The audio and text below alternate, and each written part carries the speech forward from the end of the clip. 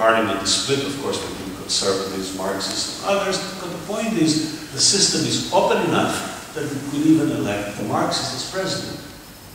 Now, that's, again, a very significant development, in my opinion.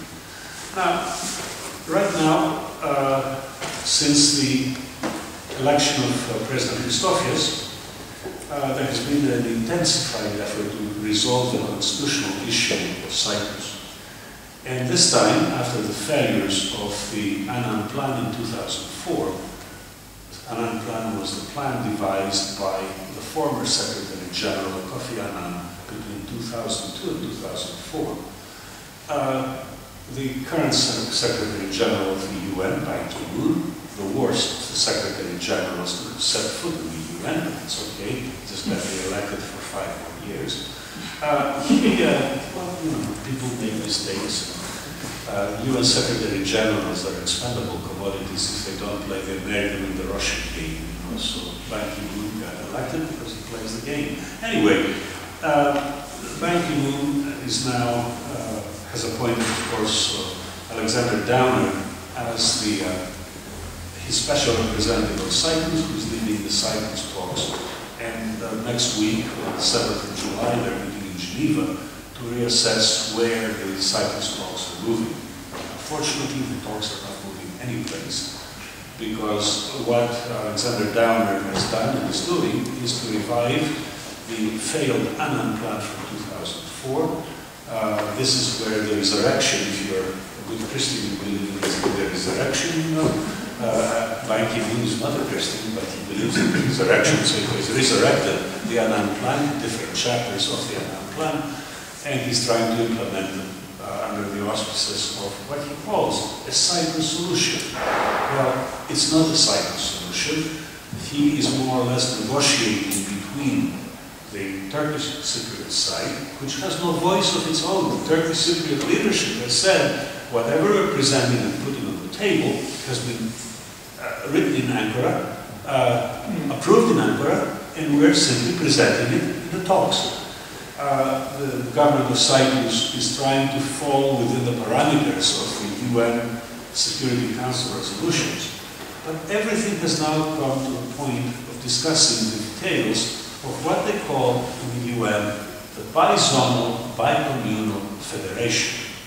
Well, I can tell you 2 things about this constitutional construct, and I'm going to stop. Nobody understands what the bizonal, bicommunal federation construct is all about. Because what they have put on the table is not a federation. It's a confederal arrangement with 2 largely autonomous states where the federal government derives its power from the states rather than having supremacy of federal law or anything like that. But they're talking about federation to fool the public, because if they said confederation, people would say, you're just simply legitimizing the outcome of the Turkish invasion. Another disturbing thing about the plan for the so-called bizonal bicommunal federation is that it's in direct violation of the European Convention on Human Rights. Article 14 says no discrimination on the basis of ethnicity, religion, and language. And the whole bizonal bicommunal construct that Alexander Downer is pushing down the throat of the Cypriots right now is based on 2 states created on the basis of ethnicity, religion, and language.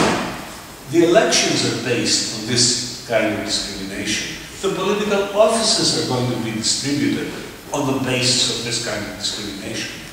How can you do that when the European Convention on Human Rights is also fundamental law in the European Union? So you have a member that is somehow separate from the rest of the European community. This is a very critical time in the history of Cyprus. The pressures are immense to close the book on the Cyprus problem. But you can close the book the way they did in 1960. You can close the book the way attempts were done during the Atchison days and on to impose a solution, dissolve Cyprus, put away the problem. But these things usually backfire. And when they backfire, the problem becomes worse than it was before. So again, a lot of the foreign mediators, you know, seem to have the habit of wanting to have the fame. I solved the Cyprus problem. Alexander Downer, in the meeting I had with him 2 years ago in Adelaide, he said to me, I will not fail. You will not fail. The only problem is that what they have put on the table, and you know, again, the negotiations are secret, but yet you'll be very surprised if you have a big contacts, what you can find about secret negotiations. I have gotten a complete text of stuff that floats around. These things did not work in 1959, did not work in 1974, have not worked since then. They're not going to work now. Downer will probably closing the book on Cyprus, but 2 years from now, if the book is closed, we'll have the same problem, even in bigger dimensions than ever before.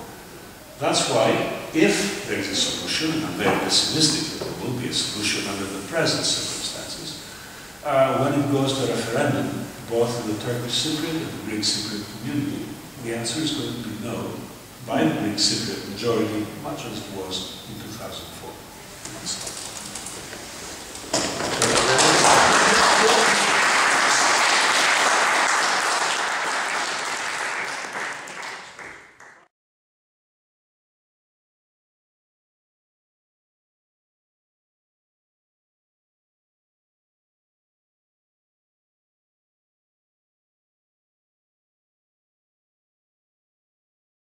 The answer is very simple in many ways. The Cyprus issue is never dealt with the principles we preach. We preach democracy, we preach the rule of law, we preach all those wonderful things, self-determination. Well, the moment the strategic considerations come up in the 50s, it was strategy in the Middle East. The United States needed Turkey to be part of CENTO, the Central Treaty Organization that was built in 1955. Then we got into the Cold War. We could not upset Turkey because of the control of the Straits, and the Soviet Navy, and all those wonderful things. Then, in the post-Cold War period, we have Islamophobia. Suddenly, Turkey claims to be the great protector of the West, even though it's going Islamic itself. That, again, it stands that critical bastion between Islam and the West and wants to play that mediating role. So everybody closes their eyes to what is law, what is human rights, and all that. When my government goes and preaches democracy, addressed issues affecting the European Commission of Human Rights, the European Court of Human Rights, and the implementation of the decisions of the European Court of Human Rights, my own government was against the implementation of the decisions of the European Court of Human Rights, which is something that is mandatory under the European Convention of Human Rights. Why? Because Turkey will be upset. Now, the US is not a member of the European Convention. It cannot be, it's not a European country. It thinks it is, but it's not. So, I mean, it has that kind of pressure was applied to keep the reports of the European Commission of Human Rights secret, to keep the decisions of the European Court of Human Rights not implemented, and yet it preaches democracy and the rule of law to everybody else. Why? Because if we implemented these things, Turkey would be upset. So, strategic interests come in, and they derail the real fundamental values we preach for international law.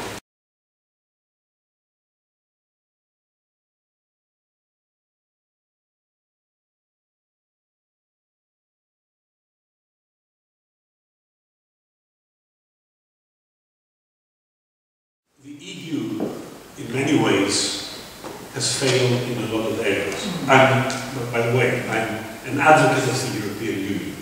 I have always believed in European unity.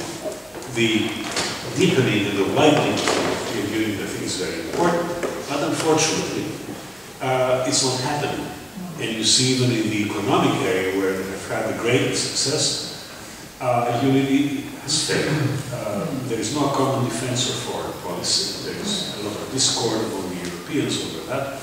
And you have Trojan horses inside the EU, starting in Great Britain, which is the voice of Washington in the EU that divides Europe very nicely. But it's still the longest period of peace that they've had in Europe, though, for a long time. Charles de Gaulle, vetoed the British admission to the EEC those days, because he felt that, very correctly, that England is not going to be speaking as England. England will be speaking for Washington. And that's exactly what happened. Now, what is interesting is that the EU itself, divided and weak as it is in the area of foreign affairs, the West, the United States, does not want the EU to get involved in Cyprus. In 2004, during the Annan Plan, the greatest compromise done by England and the US and the UN was to allow an observer of the European Union to be present in the final talks. Observer is very different than mediator, negotiator, because they did not want direct engagement. They claimed that because Cyprus and Greece were members of the EU is prejudiced against Turkey, which is this, it's a silly argument, but that's exactly what they used to say. And they wanted the EU observer to be present only to legitimize the derogations from the acquis communautaire that they were putting together. End result, the EU has not been effective, and anytime the EU has attempted to be part of the resolution process, it has been shut down by both the United States and Great Britain.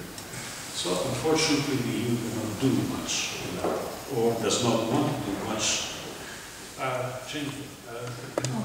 Yes, I wonder if you could tell us a little bit about what you see.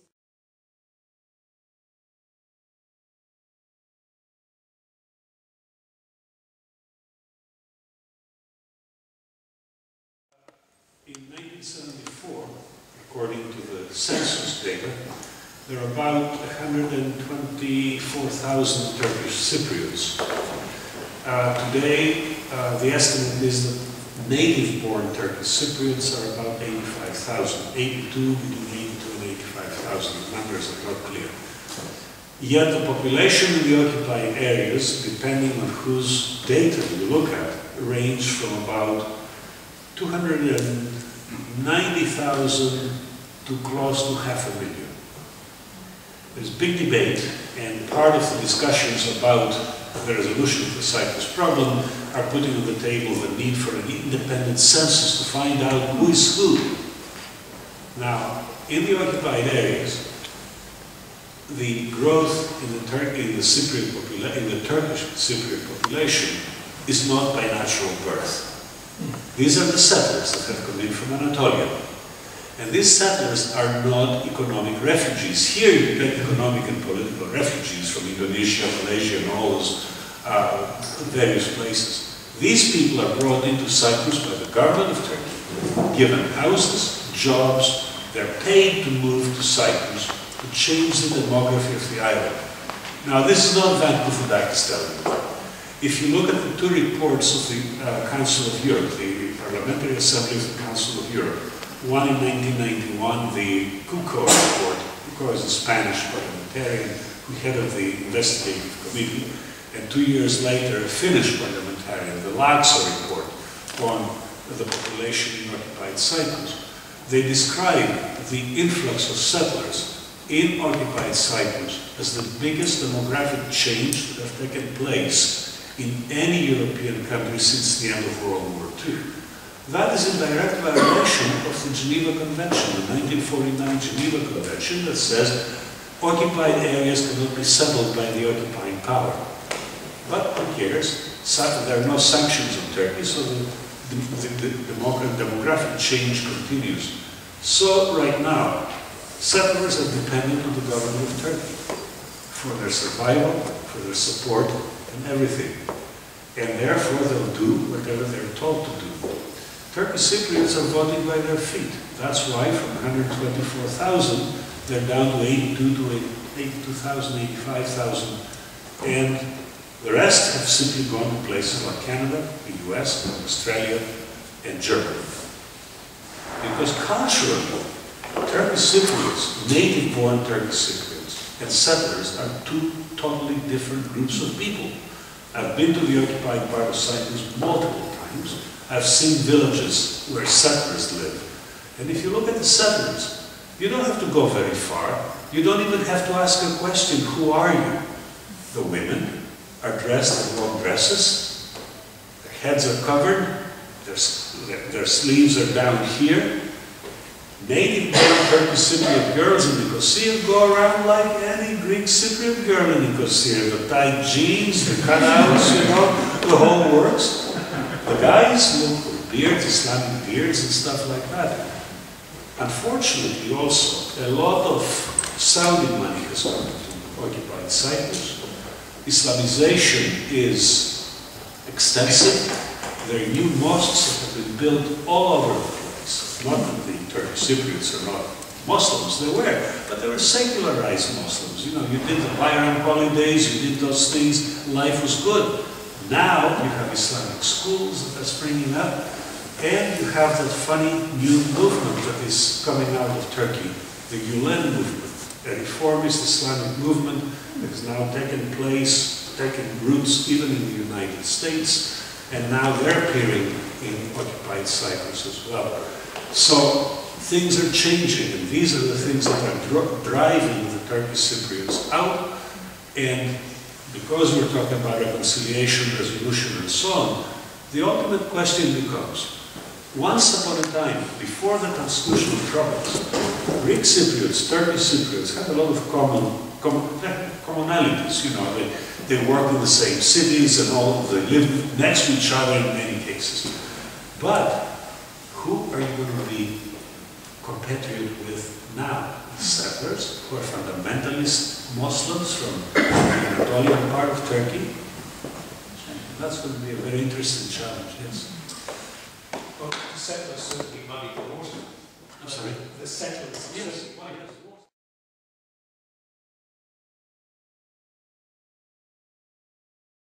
This is a very interesting point, because, you know, in 2003, in April, the regime in the occupied part of Cyprus was nearly at the point of financial collapse. And the Turkish army decided to open the dividing line, the green line, the ceasefire line, to allow traffic back and forth. Turkish Cypriots to visit the free areas, Greek Cypriots to visit north, tourism and so on. That was a big breakthrough. What is interesting is from that moment on, native-born Turkish Cypriots can come to the free areas of Cyprus to work at same wages Greek Cypriots command. When I was working from the University of Nicosia as their rector, I lived in a suburb of Nicosia, not far from the old international airport, and right across from me there are building some really magnificent houses. The houses are being built by Turkish Cypriots, you know, because they're excess labor, good workers, so they would come in here and you could tell they were Turkish Cypriots by the car plates they had, you know. Anyway, jobs at equal wages with the Greek Cypriots, free medical care, and if you needed medicine, free medicinal care. Now, that's in addition to the other benefits that we've been able to get to collect our pensions from the Republic of Cyprus, those who had pensions from before the constitutional troubles and so on. So, with the old-timers, the reunions that have taken place are real. And Greek Cypriots go to their villages to visit, but unfortunately they visit as tourists. Now, Turkish Cypriots, since the reopening of the Green Line, who can be verified that they're native-born Turkish Cypriots, can claim the passports of the Republic of Cyprus. And most of them do. The Republic of Cyprus has issued thousands of passports to native-born Turkish Cypriots, and they can travel abroad and all that. So the benefits are there, the links are there, but they also live under a tightly controlled political regime that allows them so much freedom and nothing more.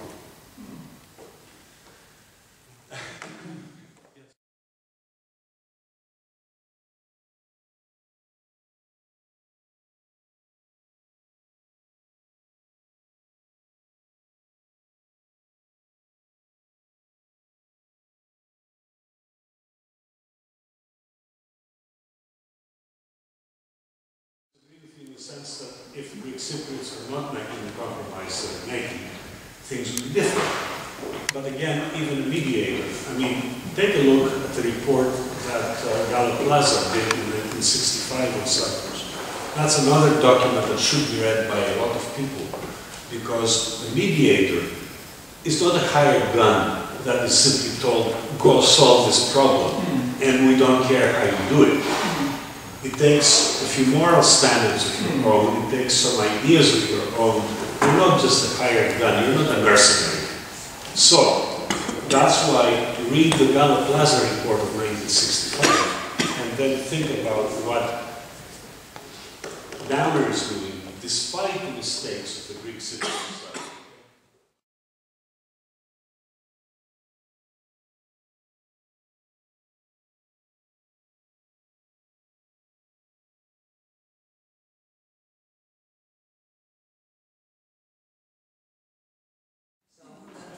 Well, his business interests, from what I know, he is a member of the board of a consulting company made up of MI6 members from England, retired MI6 types.